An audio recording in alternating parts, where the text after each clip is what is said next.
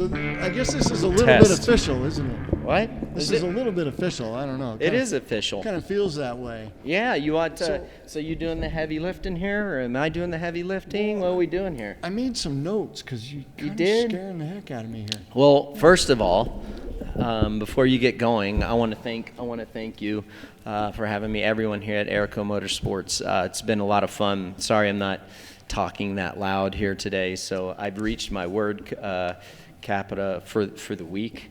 Normally, like, I get it all done on Saturdays, and I was telling a couple people that were coming through the line, it's like on Sundays I'll fly home, and I get home, and like my kids are wanting to talk, and my wife's like, "Are you okay? Do you not feel good?" I'm like, "Listen, I've talked I talked a lot yesterday." So, but it's great to be here. Beautiful shop, by the way.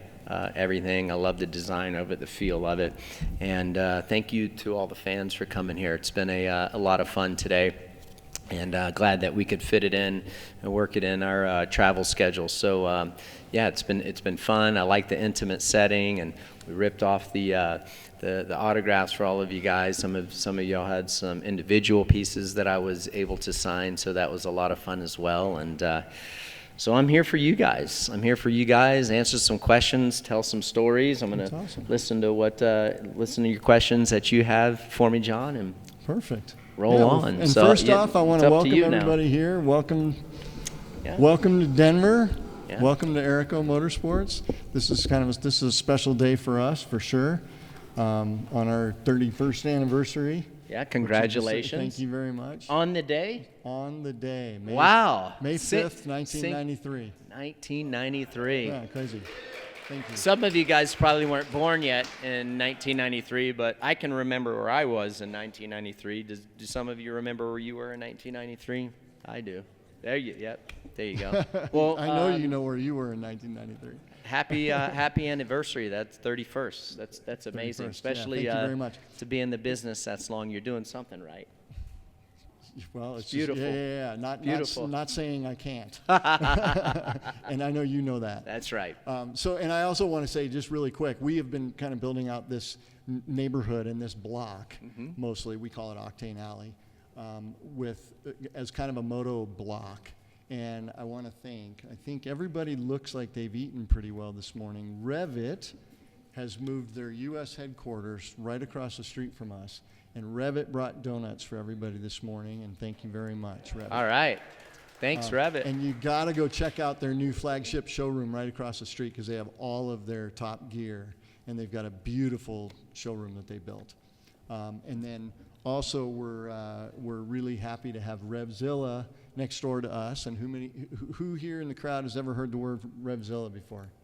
Okay, I figured as much. So this is their first brick and mortar store, Revzilla's store next door to us. And so they've been really fun to have as neighbors too. And so hopefully, we've got some food coming down. We got a couple restaurants about ready to open up. And so hopefully we got kind of a little moto energy going on the block. There you go. And, so now. Yes. The man of the hour. Well. The man of the 3 decades now. Almost. Sorry, not to say you're an old guy. No, I'm old. I'm an old guy. I'm way older than you. I'm not old. I'm experienced. Oh, there you go. Right? Okay, we don't get old. We get experienced. Okay, perfect. Right? Perfect. Yeah. So I've only got like a couple questions. Then we're going to open it up, because I want everybody to be able to ask you a question. Yep. And I know you've probably only done maybe this is your second interview or something. Yeah, just a couple. Okay. Especially about the Triumph. So I'll probably come up with a question you've never heard before. Maybe. You never know. I want to know. So only really quickly. One of my pride. So I've got an old motorcycle habit, and I love old bikes. That's why there's all these old bikes around here. The very first motorcycle I was ever on is parked right there, and there's a picture of me and my dad on it. Really? And I'm 3 years old in the picture, and it's right above that motorcycle. And so for me, the motorcycle world is very heartfelt. And I'm only guessing that you didn't get into motorcycles for the career of it. No, not at all. So I was 5 years old when I got my first motorcycle on Valentine's Day, actually, 1985. And it was a Yamaha Trizinger, so three-wheeler. And yeah, my dad's like, hey, do you want to, like, I'm going to get you a motorcycle. And I didn't really know what to think about it. My second, third cousins were racing locally and just kind of doing it as a hobby. And so that's how I kind of got into riding. And the first couple, the first couple years are foggy. It's hard to remember the details, but I remember the first time that I rode a motorcycle, the day that we went down to the dealership, and I got my motorcycle. But after that, things just started happening so fast. But yeah, I think like anything, the first time that we get a motorcycle is to have fun. It's a recreational sport, and we do it for the love of it. And I had no intentions, especially at 5 years old, of becoming what I became. So there's an old axiom that the first motorcycle race was when the second motorcycle was built. And so you got the second motorcycle ever built, and the racing was on. That's right. Absolutely. It was time to roll. I actually was playing baseball, like Little League baseball. I loved doing that. So I was doing both dirt bike racing and Little League, and it just became too much. And my parents, I do remember that conversation, and they're like, hey, you're doing well in both sports. We don't care what you pick, but you're doing, we can only do one. And We're so only driving so much. Yeah, right. And so they're like, well, you pick whichever one. I'm like, I didn't want to hurt their feelings on making the wrong decision, but so I picked motorcycles, obviously, and right. Even from that point, when I had to make that decision, I mean, the goal from that point on was definitely do it right or don't do it at all, but never would I have dreamed of being here. That's for sure. That's a great story. It could have easily went the opposite way and not worked out the way that it did, and it wasn't easy. That's for sure. Sure. There was a lot of practice days, a lot of training days, a lot of times making the wrong decisions and making a lot of mistakes. But I think the biggest thing is learning from those mistakes and not making them twice. And for me, I was able to do that. I can't tell you why. Maybe because I was so engaged in making sure that I wouldn't make the same mistake twice. But sometimes I feel like guys have things that you can't teach. I've mentored certain riders and have shared my knowledge with them, and some it helps, and some they just keep on making the repetitive mistakes. But maybe I was just lucky and had that quality about me to where, I would learn from the things that I did wrong and not do those same mistakes. Yeah, no, I think that's a great explanation of it for sure. I think mistakes, and I say this a lot. Business-wise, but mistakes are great. You're supposed to make mistakes. Yeah. You don't want to make the same mistake twice. Yeah, that's right. So you find a new mistake. Yeah, and then you sort that one out. So it sounds like you've made all the mistakes. You were able to sort them all out, and obviously you put together like a pretty good program of not making mistakes. Yeah, I did. Which is incredible, and that's why we're all here. Thank you.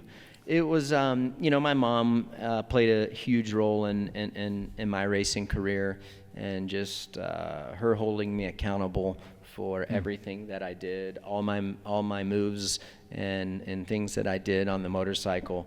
And looking back on it at the time, it seemed ridiculous and a little overbearing, but looking back on it, I think she was a huge key to my success. So just and being accountable for my results and not blaming anyone else. And if I fell down, why did I fall down, and learning. I think the important thing is learning why I fell. Or why I did something wrong. What did you do? Yeah, like what did you do wrong that caused this? Right. And if you can identify that, then you can fix that. And so that's perfect. That's perfect. And we were talking earlier about the equipment. Yeah. And the number one thing is to have the failure not be the equipment. Right. Because then you can pinpoint what the failure was. Yeah. If if you broke an axle or something, then okay, well the axle broke. Yeah. I'm not learning anything. Yeah. Yeah. But, well, but you if a you've little got bit. equipment, Yeah. which is why we're here. And so how did you? So Triumph Yeah. has kind of always been this boutique Euro brand, Uh-huh. and now Triumph is, I think, trying to make the transition from being a boutique brand to being a full line motorcycle manufacturer. Mm-hmm. And so, tell me how you got hooked up with Triumph. I mean, obviously they knew if we're going to get into dirt bikes. I mean, who's going to help us? Well, it develop? shows you how strong the market is, the off-road market, and the potential there. So, so how I got hooked up with Triumph, and it's a long story, but I'm going to share it with you guys. So, one of my bosses at Suzuki, when I was racing for Suzuki, he left there. He left Suzuki and took the job at Triumph, running Triumph America, national sales manager.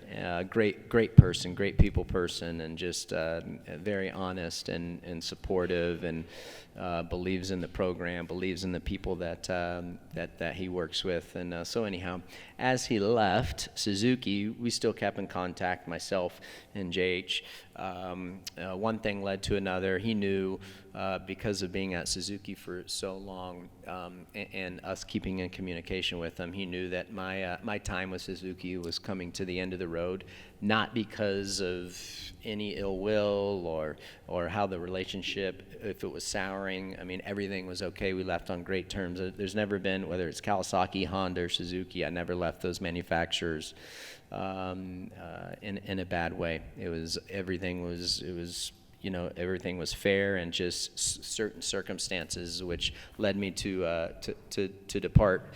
So before my contract was up with Suzuki, and it was towards the end, our contact at Triumph said, "Hey, we might be doing this, so keep yourself available if you can." So like, all right. So then at that stage, then we're like, I'm looking into the adventure line, and so we're hopping online, and I'm looking at their product. They have the Tiger 900 and the 1200, and I just really liked their equipment. So we got some bikes, just some loaner bikes, and we were able to do a couple adventure trips, and we document those stuff on social media. So that's been a lot of fun. So then the time came to where they asked if I would be interested. Well, they told me their plans, that they were going to come out with an off-road line, and what they were looking to do, and would I be interested in playing a role of R&D and development of the TF line. And I'm like, well, yeah, of course. I'm definitely open to the idea. And so talks continued, and I'm like, okay. And because, like you were saying, John, it being a boutique brand, and me, always being in the Japanese brand, I know what it takes. I know I have an idea of what it takes. I've worked with some great people along the way at all the manufacturers, from the racing side of things to production side of things. I've been to Japan several times. So I have a general idea of how it works, and the financials it takes to get going. These things aren't. Bucks. Yeah, it takes a few. It takes a few, and it's a sacrifice to get there. So I'm like, hey, I need like precise details. What's it like? Because what I didn't want to do is leave Suzuki and then just sign with someone just for the hell of it and for a paycheck. Like I don't need to do that, fortunately, and I wanted to be passionate about the project. So they told me in precise details of what they were looking at, what they were wanting to accomplish, and I'm like, all right, that sounds pretty good. And they were leaving no stones unturned, and willing to make the effort to produce a great motorcycle. And, to shorten the story, we ended up agreeing to terms, and here I am 4 years later. That's great. Yeah, these talks started in 2018, and then 2019 they really started getting serious. Then we had our first test with them in 2020, the week that COVID hit. And so that's why things kind of take a little bit longer to get them on the production line. But at the end of the day, I will say the process of developing this motorcycle has been unbelievable, and the attention to detail has been second to none. Yeah, it took longer than we all wanted to, but Triumph knew that it needed to be right the first time. And it's so cliche, but you only have one chance at a first impression, and it needed to be right. Did it need to be the best one out there? Of course, we want it to be the best thing out there, but what we didn't want it to do is do anything wrong. It's strong. It does a lot of great things really, really well. And again, the attention to detail is what we focused on as well with performance. And I'm happy with how it turned out. I mean, we tested many, many, many years. We have they have a great bunch of people at Hinckley at the headquarters. For those of you who don't know where Triumph is, their headquarters at's in the UK, Hinckley there, just north of London. And everyone in that company, John, you were talking about it, a boutique company, they touch everyone. So one of the head engineers that I was dealing with on the early days, and still deal with him from time to time, I mean, he's working on other projects too. So everyone feels like they're a part of each product that they come out on line, and that's special, completely different than if you can imagine what it was like with the Japanese brands, where you're basically just a number, and they're turning people over all the time and advancing them in their positions and having new employees and building them and watching them grow. So this was nice to have that direct line and direct communication, and something that they were so passionate about of creating the best bike out there. Yeah. Yeah, no, that's a great description of it for sure. And what I know of Triumph, and the whole crew in the UK, I mean, it's a privately held company. Yep. And so, the Blores, Nick, who's running the show, and his right-hand guy, Paul, these guys, they took this company out of receivership in the early 80s and revived the company as basically their British pride. Yeah. And it's a privately held company. Which is nice. Yeah, and it's incredible. They're very, very well funded. Yeah.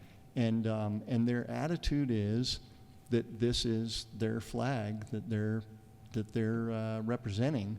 And it's funny because our service manager is here, Mike, and I remember he said something to me in an interview a few years ago, and one of his comments to me was, "I'm not a failer." Yeah. And boom, he was hired right there. Yeah. And I think, and that just kind of stuck with me. You're not a failer. No. Obviously. Try not to be. And Triumph is not a failer. No. And they, Triumph has built some motorcycles that haven't gone over really well, but they see their most mistakes. Manufacturers have. Right. Who hasn't? Yeah. I mean, which one of us has never made a mistake? There's going to be swing and misses at some point. But they're really good, and they're quick to turn, and they knew early on. I knew that the dirt bike entry was coming up. Yeah. That they wanted a piece of the market, which is huge. Yeah. And they went with somebody that is absolutely not a failer and said, look, if we're going to build this motorcycle, who's the one person that can help us build a bike that is not going to fail? Well, and that's why you're here, too. Well, I appreciate that, and again, as you know, and everyone sitting in this room, all the adults. I mean, relationships are so important, especially to foster those relationships, and it paid off for me. Do I have a great track record? Yeah, I do. I know a lot of people. And luckily, I grew up through a time where I raced 2-strokes, I raced 4-strokes, I raced aluminum chassis, I raced steel chassis at the elite level. And so, and then working with some of the best guys, best engineers, you name it, suspension guys, engine guys, across the board, and all manufacturers except Yamaha and KTM. So I had that history, and one thing you can't buy is experience most of the time. So I had that. And I feel like that was helpful, but at the same time, again, giving the kudos to the engineering staff and everyone behind the scenes who touched this motorcycle, and the design group who are part of this was huge. I mean, there were times at the beginning, it's like, okay, well, what material do we use? You know, do we use steel? You know, do we use aluminum? And not everything, not every idea did I win. I'm glad I won this one. You know, it being an aluminum chassis, I feel that the aluminum chassis has more to offer for several reasons. Number one, performance. I think that it can still evolve, where I don't feel that way with the steel chassis. I feel like, for a lack of better words, it's hard to improve that steel chassis. It's just there's been so many editions of it and designs of it. It's going to be hard to improve it, and only way to improve it's going to be spit and duct tape for the most part. So I was happy about that, because at the beginning it was steel, and yeah, so I think from a personal identity standpoint, and this is what I loved about Triumph, and when they called and told me, says, hey, yeah, we're going on spine frame aluminum material, I was so happy and thrilled to hear that, selfishly, because that's what I wanted, but outside of that, from a performance standpoint, I really, truly do believe that the aluminum chassis is better. So things like that, you know, being involved in that, and then where I'm at in my life and career, it's fun to have that impression. But I will tell you, what was so comforting is a lot of times, like these manufacturers, when you're doing the testing and you're telling them information and giving them ideas, at the end of the day, they're just going to do what they're going to do, and they have the business structure, they have the business plan, and they're not going to deviate too far from that. It just costs too much. Right. And so some things fall on deaf ears, but nothing fell on deaf ears at Triumph. They were so receptive of ideas, whether they were right, whether they were wrong. They were just, their receptiveness was second to none, and that was so comforting. That's great. Yeah, it was so cool. Yeah. So no, that's cool. great. They obviously, everybody's made the right choice to partner up on this. You know, another thing too, because you deal with other brands. I didn't mean to interrupt you, but it's like you talk about Nick and you talk about Paul.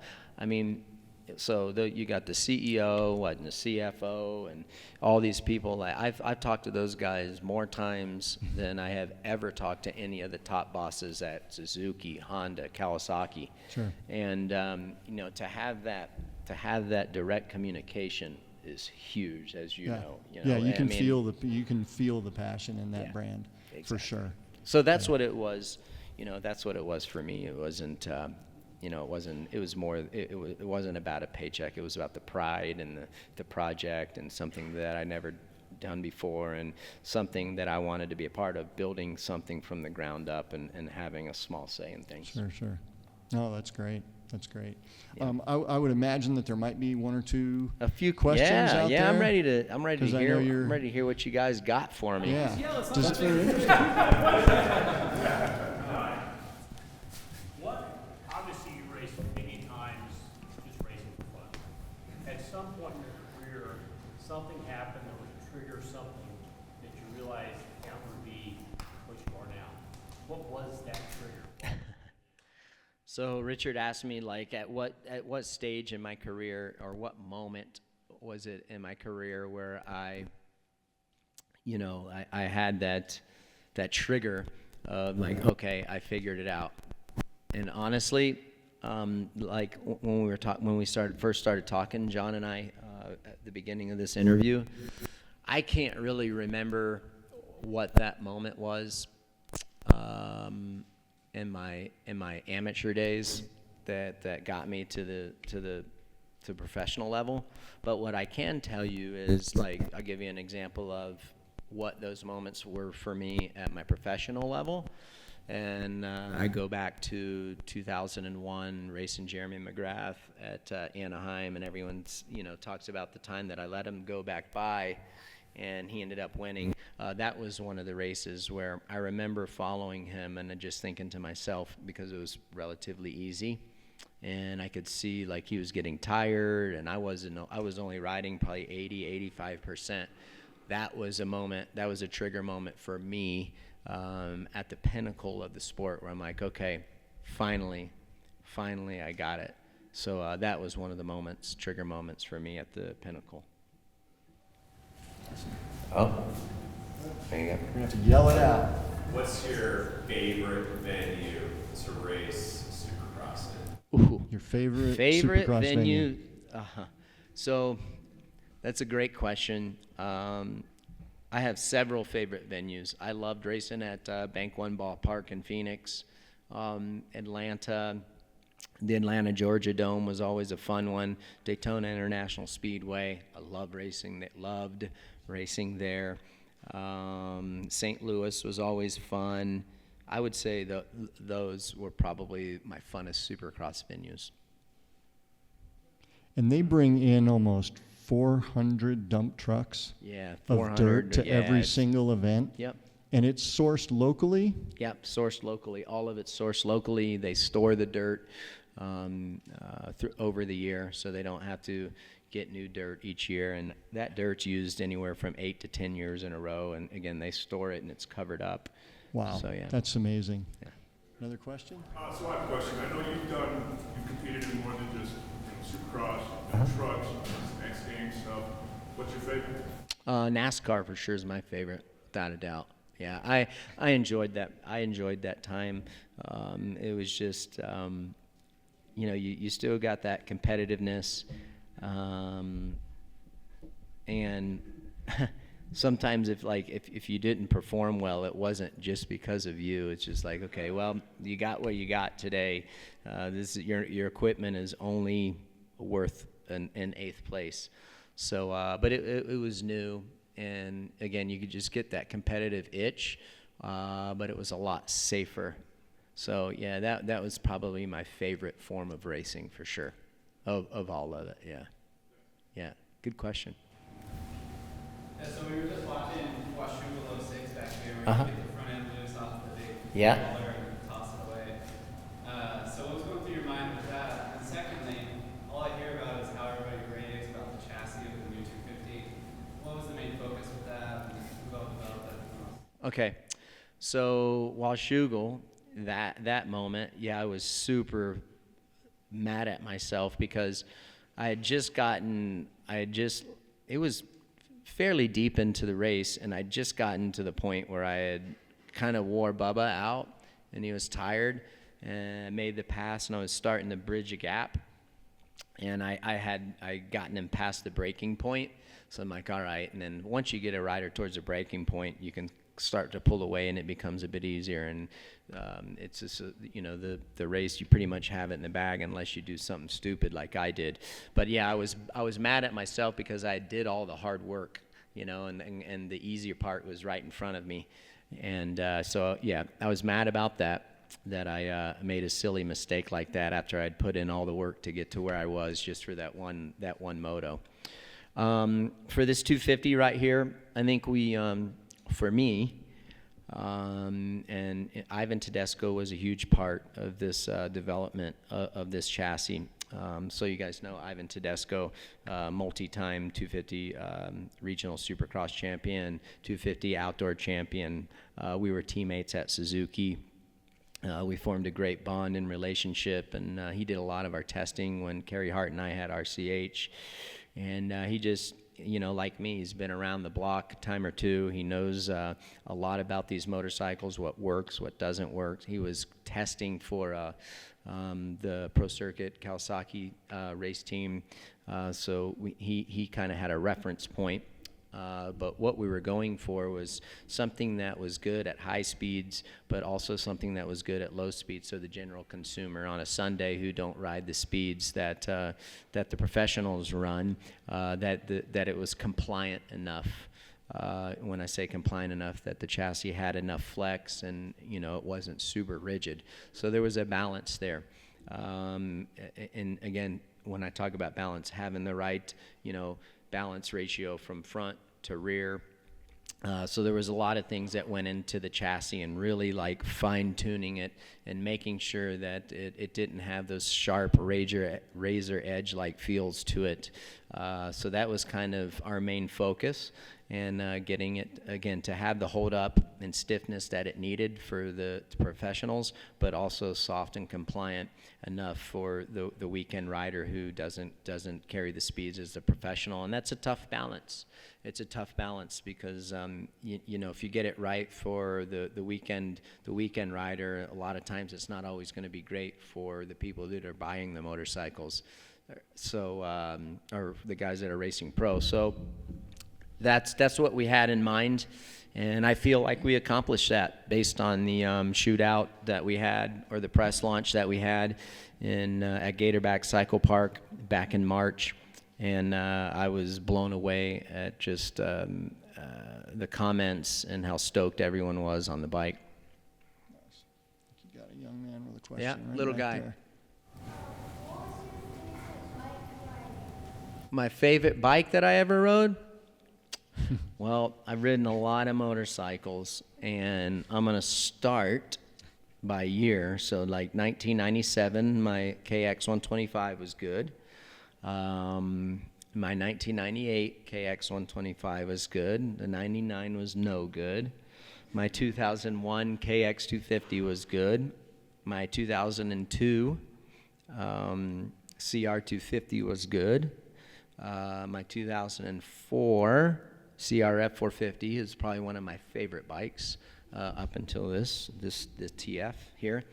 And my RM 250 2005 was one of my favorite bikes. So I got really lucky, and some of that was by design. You know, when you're making a switch from one manufacturer to the other, and even just in basic business, I don't feel like you want to make a lateral move. You want to advance yourself from, you know, from one position to another. Otherwise, why leave unless you're that unhappy? So I did my homework behind the scenes and knew, like, if I was leaving Kawasaki and going to Honda, I knew that the bike that I was going to be on the next year was going to be better than what I was on in 2001. So then I went to 2002, my bike was better. Same for when I left 2004 from Honda to Suzuki. I knew that the bike was going to be better. Again, making a step in the right direction, not making a lateral move or a move backwards. So so that's why, like, a lot of the bikes that I rode and a lot of manufacturers that I rode, they were favorites of mine because the bikes were so good during those times. That's great. I think there's another question right here in front. That's James. James. Did I ever ride a Cobra? No, I never rode. I'm too old for that. I'm too old for that, dude. Yeah, no. They didn't have Cobras when I was racing amateurs. Yeah, yeah. Motocross, supercross is considered, after boxing, probably the most physically demanding sports. What sort of physical training did you do and enjoy doing? Yeah. So as far as physical sports and training off the bike, I did a lot of cardio, and I spent a lot of time on road bikes. I just wasn't a big runner. It's funny, I actually enjoy running now more than I ever have in my life. But I did a lot of stuff on bicycles. I trained pretty much every single day of the week, especially the last probably 6-7 years of my career. Before that, I rode all the time, and I think that was a lot of the reason I had the success that I did, because I was just so in tune with the motorcycle and how it was working and what it was going to do in every situation. So early on, yeah, I said I would build a base in my cardio strength by riding so much, and then later on, when I didn't need that big base, I'd spend a lot of time on bicycles. Big fan, thanks for Yeah. doing this for us all. And Yeah. I was just wondering if you could touch on when you worked with Top Gear, Ken Block, and you did a little series there. Yeah. I think it was just James May that Yeah. started thinking. Yeah. It was kind of my worlds colliding at that time. Ah. Yeah, that was a that was a awesome experience, and I was surprised. So Ken Block gave me a call, and he's like, "Hey, I'm going to be on Top Gear, and I have this idea. This is what I'm thinking. Is your schedule clear? Can you come do it?" And I'm like, and I didn't even know what the hell Top Gear was at the time. I'd asked JH, I'm like, "What is this?" And he told me, and so I did. I'm like, okay, well, I better say yes to this idea. And in a background story, I mean, I shouldn't have even have second guessed it coming from Ken Block. I mean, the guy's his visionary for projects is second to none. I mean, you think about the brands that he's created, what he's done for himself, what he did for himself. The guy, yeah, his vision for business and marketing is, I haven't seen too many people like him as who's creative minded as he is. So yeah, he called me and it was awesome.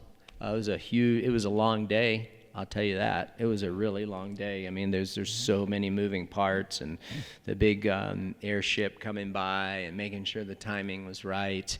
It was a full-on production, but it was a lot of fun, and it was a great experience.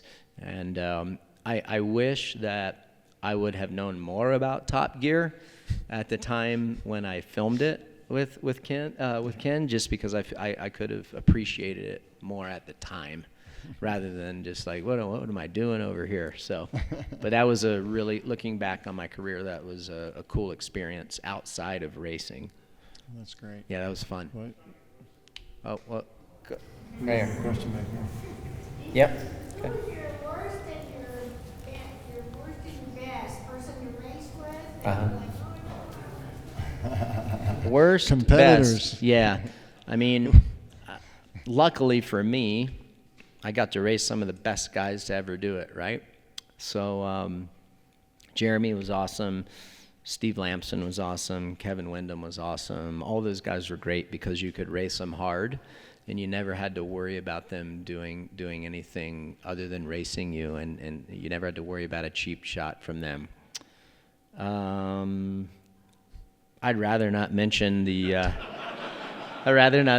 guys that I didn't enjoy racing, but a lot of the guys that I didn't enjoy racing were guys that never won championships or stuff like that, because they just didn't have the racecraft and the respect for the competitors. So, I mean, the names aren't even worth mentioning for that reason, And so it makes sense of why they raced the way that they did. So, but yeah. We all kind of weed ourselves out in this world, I think. I'm going to come back to you. Let me get, you're next, okay? Go ahead. So, was Supercross physically demanding? How mentally demanding is it? Yeah, that's a great question. So, Supercross physically demanding as far as mentally demanding. So for me, Supercross is way harder than motocross. I feel like Supercross is twofold.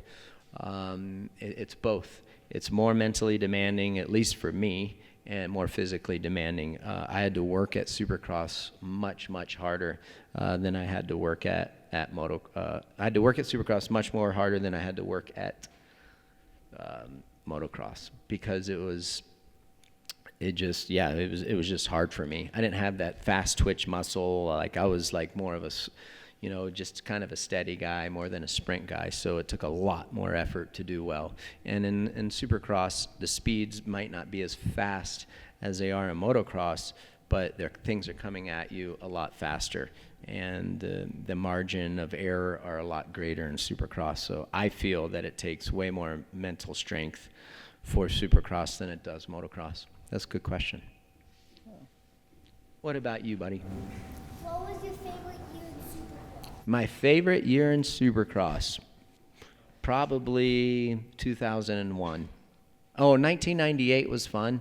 1998 was fun in the 125 East Coast, and then 2000 was fun, and 2001 was fun, the year that I won my first Premier Supercross championship. That was a good one, dude.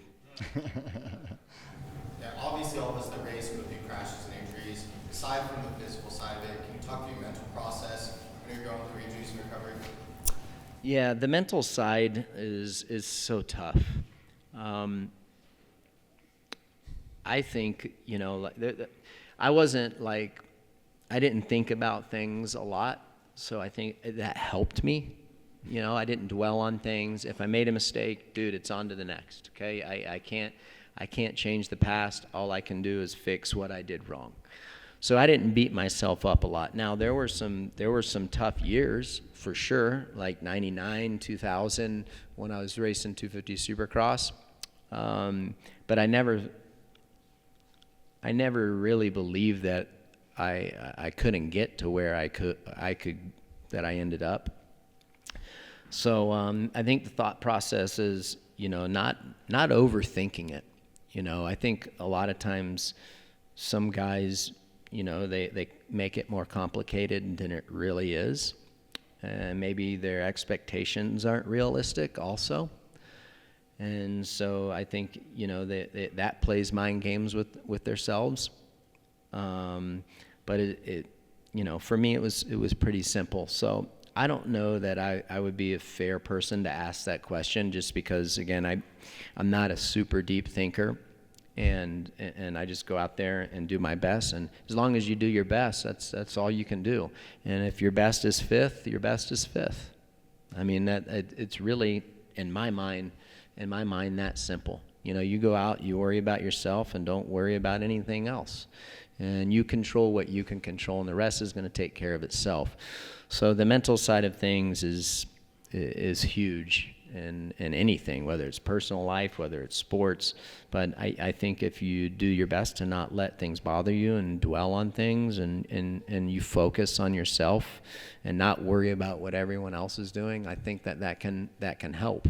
Also is, you know, going back and taking personal responsibility for yourself. You know, like these riders, and if they want to blame the motorcycles or blame this, blame that. Well, at the end of the day, you know, especially at the professional level, they signed their name on that piece of paper, right, to ride for the team. So no one made you do that, and you just gotta, you know, you have to be honest with yourself. You have to be real with yourself. Hold yourself accountable, and yeah. So, and I think if you do that, it'll help the mental side of things. Also, training. You know, like if you put the right amount of preparation in, and you prepare the best that you know how and the best of your ability, it should give you the confidence mentally to know that you've went into the race and you've done everything that you can possibly do.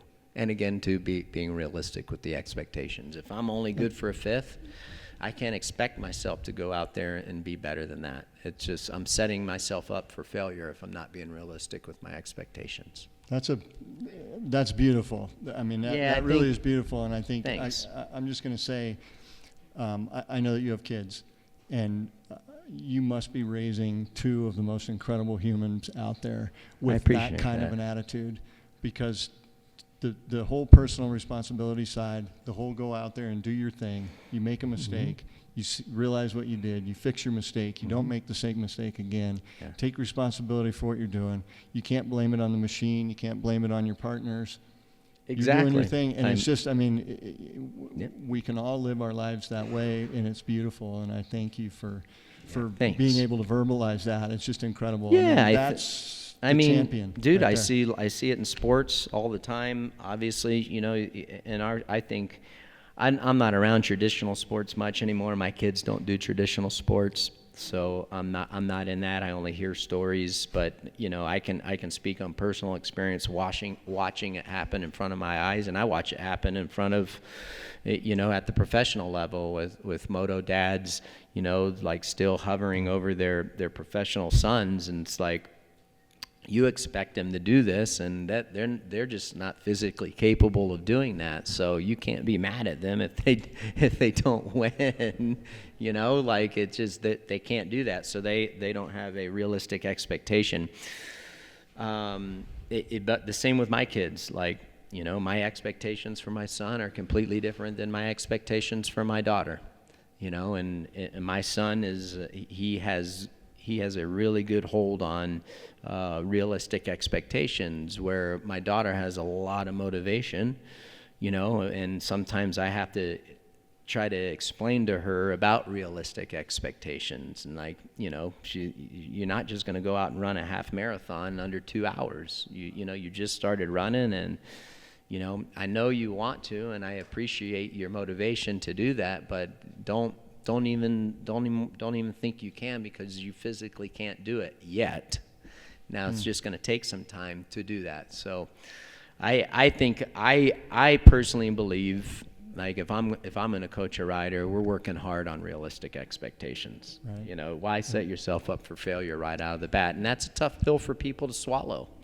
I mean, there's certain riders that at the top level that I know, that I've worked with, that have won championships, that they would, they would talk themselves into thinking that they were the best.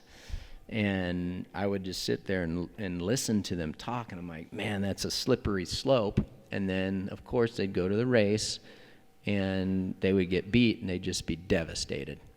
So, yeah, that realistic expectation is huge. I don't think it gets noticed enough.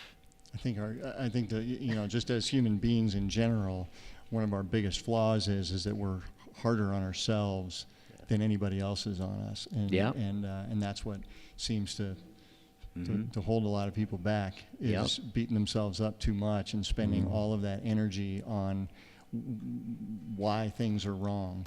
I was having a conversation with Adam Ciancerulo. We were texting back and forth, as you guys know. Dude, he's super animated, and he breaks things down. And I've told him, you think way too much, dude. You think way too much for this. He'll be a great analyst someday. And his passion for the sport is awesome. But I couldn't imagine what goes through his mind when he's riding. I think for me, when I was riding, everything was just instinctual. This natural instincts happening. I really wasn't thinking. I had my plan, and I knew what to do, but I wasn't thinking about, oh my gosh, what if I do this? What if I do this? Well, the bike should be working like this. Right, because that's what clogs you up. Right, but I was so you talk about personal, realistic expectations. So as I was talking with Adam about this, make full circle, I'm like, dude, and he's like, dude, I'd be interested to know what you're saying, like realistic expectations. Tell me about that. So I elaborated on it. I'm like, okay, let's take golf, for example. I suck at golf. I love to play, but me going to the course and shooting a 95 it's not going to happen. Could it happen? Maybe on my best day, but 99% chance I probably won't do it. Everything would have to be just right. So I'm like, if I go out there, do I want to shoot like a 95? Of course I do, but probably not going to, so I'm not even going to go for that. Let's just set it, let's just get a couple pars on each 9 and see what happens, and not blow up on each let's not have a huge blow up on the front and back and see what happens. That's kind of what I'm saying, setting it up, setting realistic expectations. And do I have the ability to do it? Yes. Does everything need to go right? Yes. And it's just not real. He's like, oh, that's interesting. That's interesting. Yeah, I have the skill to do it, right? You're obviously a guy that understands pushing himself. So I know that you probably get that. And I also know that you're probably in need of getting to the airport at some point, too. Yeah. We're here for a couple more minutes here. But I do have one other question for you at one point. And it has to do with that a little bit. Mm-hmm. So, and I know it's been couple years since you've been at the Green Flag. Yeah. So maybe describe for us quickly what is going on in your being the 3 seconds before the flag drops. You're charged up, bike is pinned, you're ready to dump the clutch. What's going on? Yeah, so for me, the butterflies and all that stuff, it really wasn't at that moment. And everyone is different. Like, I like to go into the race, especially Supercross, super low key, because if I was too amped up and too jittery, I found that I would make more mistakes. I'd be too overhyped. So there was a balance there, and it took me a while to figure that out. So I think that the thought process that you're asking me, John, is when I'm sitting on the gate, I'm ready to go, 30-second cards going down, like I'm just focusing on what I need to do, make sure like I'm sitting properly on the seat, like making sure that I'm comfortable. I know all the right things to do, and I know where I need to be on the bike, where the gas needs to be. I know that feel that I need to have to get the best start that I can possibly get. But honestly, during that particular time is just focusing on the gate, making sure everything is right, and then getting to the first corner first, okay? And then my backup, my contingency plan, if I'm not in first when I get there, just having a plan for every situation. That's, like I wouldn't even call this negative. I just call this good planning. Is I planned more for what would go wrong than what would go right. And I feel like that's why things went right a lot for me, because I'm like, okay, I'm not going to assume that I'm going to pull the whole shot. Do I want to? Of course I do. Am I going to do everything that I can to do that?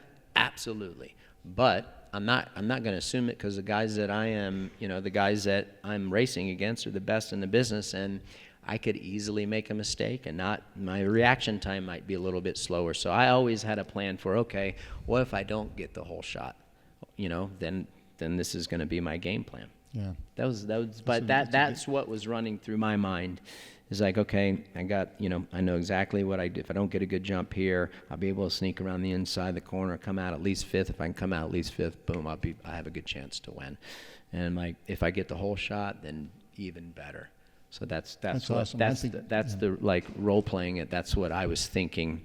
That was my plan, and that's what I was going to do. After that, I didn't have to think too much about it. But yeah. In every situation, I think this has been like you've given us an incredible gift of an insight into just how to be. Yeah, I don't know if it's. I appreciate that. It's all not necessarily just racing. No. But you obviously attack life in that same way. And you're not going to fail. Yeah. Because you come out of the gate and you know that things are going to go wrong. And when they do, you've got an exit strategy. Well, and isn't that a lot of people gift that you gave us all? I appreciate that. A lot of people take it as like I'm negative sometimes. Drives my wife crazy. It's like if I start getting not anxiety, but I'm like start stressing on especially vacation trips. Like, oh man, we got a tight connection, right? Like we got a tight connection. I'm gonna be mad if Delta is a little bit behind. She's like, why are you worried about it? It's like 2 weeks from now. I'm like, because it's our personal time, and we don't have a lot of personal time. And like, well, they're probably gonna be late, and so I'm a guy that I expect the worst and hope for the best. That's always been the way that I feel. That's how I approach my life. People think it's negative. I want the best situation to happen.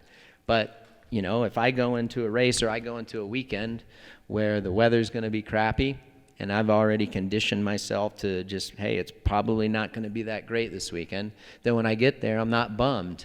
We talked about realistic expectations. Like, well, we're going to the outdoors this weekend and we're in the southeast and it rains all the time. Just expect it to be muddy, and just like, all right, well, it is what it is.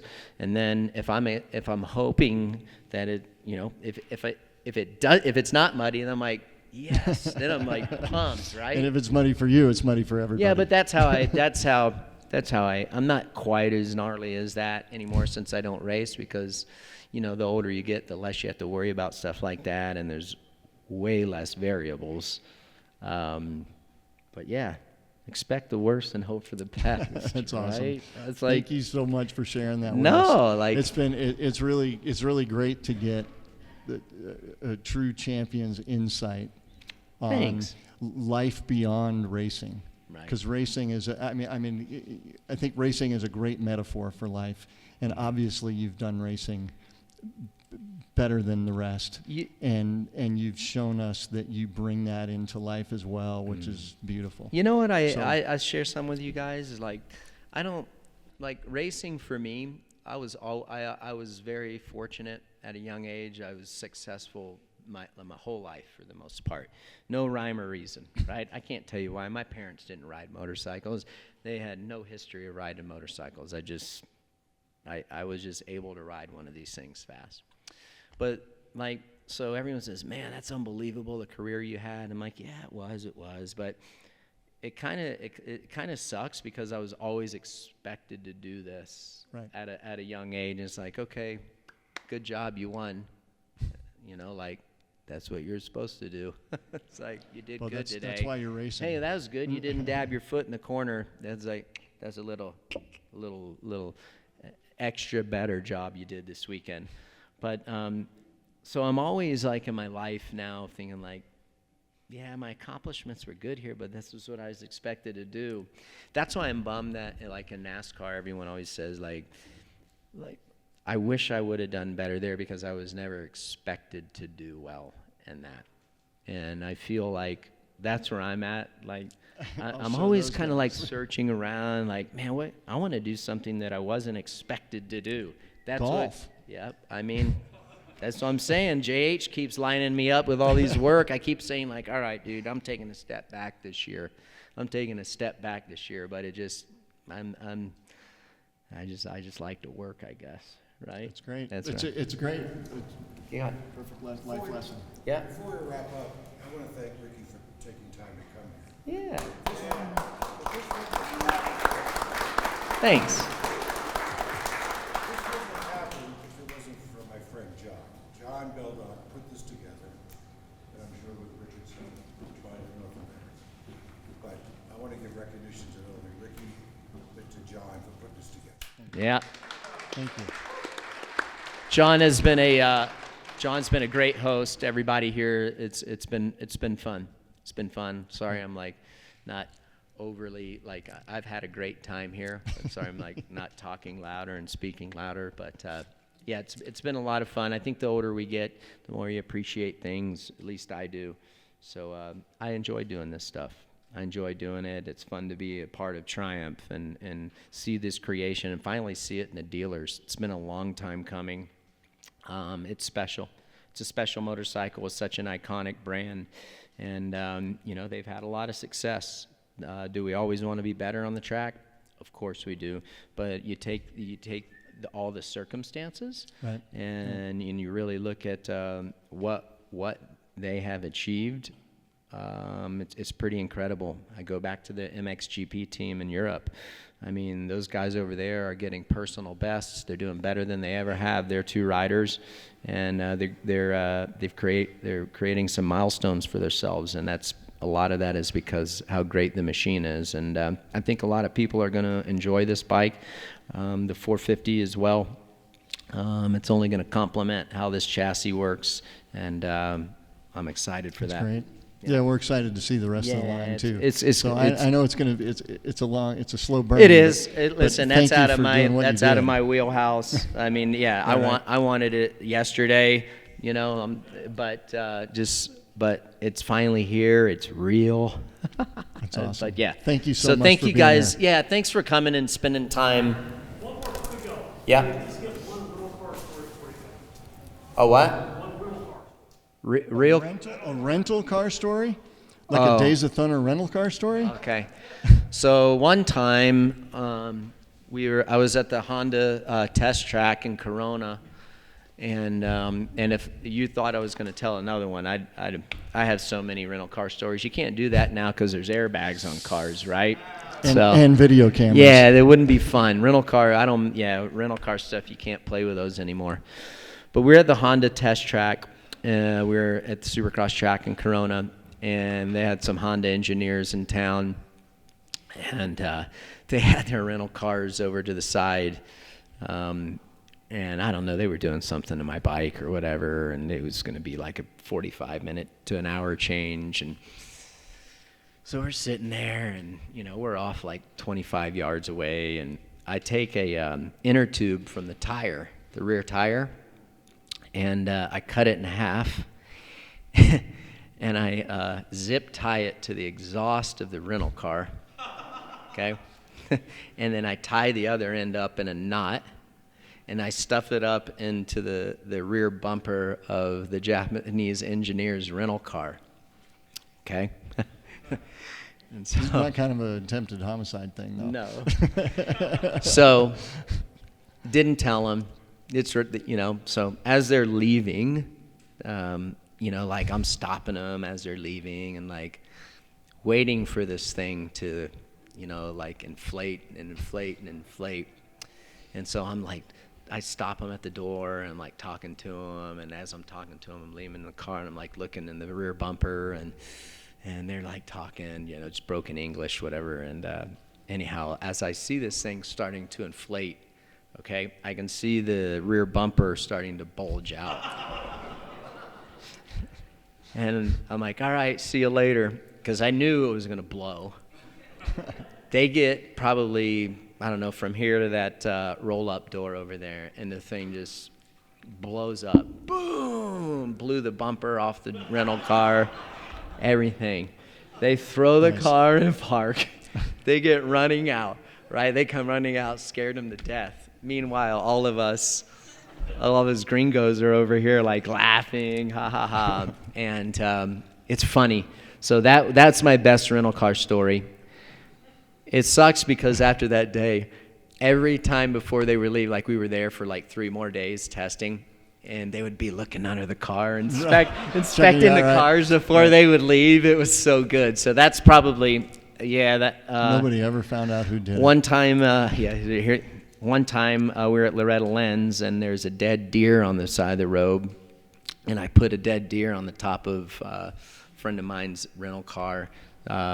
So when he got up in the morning in the hotel, there's a dead deer on the roof of his car. Do something for fun on the road. Yeah, right? I mean, all right. It never stops. We've had a lot of fun with rental cars. We can't do that anymore these days. So good stuff. Thanks. Yeah, that's awesome. Yeah, thanks for having me. Thanks and so much for being here. It's been a lot of fun. Again, Ricky the Goat Carmichael. Thank you. That's Thank awesome, you, John. man. Thank you. Thank you. Yeah, I wish I could stay with you guys, but we gotta head out. We're headed to California this week. Gonna film Title 24 tomorrow with my co-host Ryan Villopoto, and then Tuesday we'll be at Fox headquarters in Irvine. Fox is releasing their adventure line. They've had a run of that already, but they're getting into it heavy just because that category is so big and there's a lot of opportunity there. And we'll be riding Triumph Tigers, I believe, right, JH? On Wednesday, so we're looking forward to that. They got like a little, 60 or 100 mile loop set up. We'll ride with all the main press in the adventure category. So that's a lot of fun. We got a flex day on Thursday, then we're going to Salt Lake on Friday morning. So one more week for us, and then we get a little reprieve from traveling. So it's going to be nice. We'll be watching you. Yeah, thank you. That's awesome. I appreciate everybody. Thank you. Yeah, you bet.